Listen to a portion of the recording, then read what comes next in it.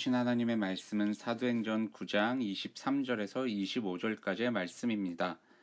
여러 날이 지남에 유대인들이 사울 죽이기를 공모하더니 그 계교가 사울에게 알려지니라. 그들이 그를 죽이려고 밤낮으로 성문까지 지키거늘 그의 제자들이 밤에 사울을 광주리에 담아 성벽에서 달아내니라. 아멘. 오늘을 허락해 주신 하나님께 감사와 찬양 올려드립니다. 사울은 하나님을 만나고 그의 삶의 변화를 받게 되죠. 그래서 복음을 전하는 자로서의 삶을 이제 시작합니다. 근데 이러한 사울에 대해서 유대인들 사이에서 이제 회의가 열렸습니다. 그 회의의 주제는 변심한 사울, 배반한 사울을 어떻게 없애버릴까에 대한 부분이었습니다.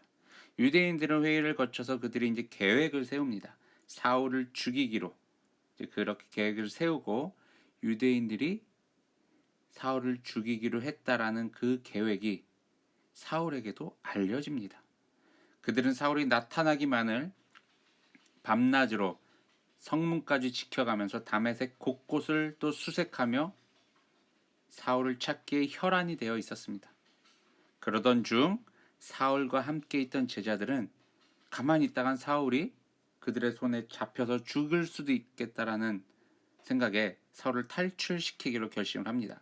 그래서 어느 날 밤에 성벽에서 사울을 광주리에 담아서 몰래 그 다메섹 성을 빠져나갈 수 있도록 계획을 해서 실현합니다. 여러분, 우리가 신앙생활을 하면서 중요한 것 중에 하나가 하나님의 인도하심입니다. 즉 하나님께서 나를 잘 아시고 또 나의 상황을 잘 아시고 나를 가장 선한 길로 인도해 주신다는 거죠. 우리는 하나님의 인도하심을 받으며 살아가고 있다고 생각하십니까? 아니면 내가 계획한 대로 그 계획이 다 이루어져 가며 살아가고 있다고 하며 스스로를 칭찬하면서 살아가고 계신가요?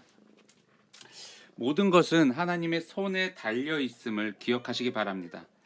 우리는 우리의 자리에서 그냥 내가 할 수 있는 최선만을 다하면 됩니다. 그러면 내가 할 수 없는 부분들, 이런 부분들은 하나님께서 우리에게 지혜를 주셔서 헤쳐나갈 수 있게 하거나 아니면 우리 곁에 귀한 동역자들을 통해서 그런 부족한 부분들을 충족시켜 주시기도 합니다. 사울도 함께 있던 제자들에 의해서 도움을 받게 됩니다. 하나님께서는 이미 사울을 귀하게 사용하시려는 계획을 갖고 계셨기에 사울을 유대인들의 계획대로 그들의 손에 죽게 내버려 두시지 않으셨습니다. 하나님의 도움의 손길이 사울을 떠나지 않았던 거죠.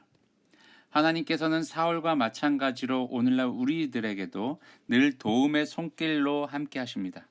여러분 이런 생각해 보신 적 있을 것입니다. 아침에 눈을 떴다는 것에 대해서 신기해하며 감사할 때, 또는 아무런 사고 없이 운전을 해서 출퇴근하여 가족의 품으로 돌아와 가족과 즐거운 시간을 보내는 것과 같이 이런 일상적이면서 사소한 일들에 대해서 하나님의 도우심을 받고 있다고 생각하신 적 있으실 겁니다.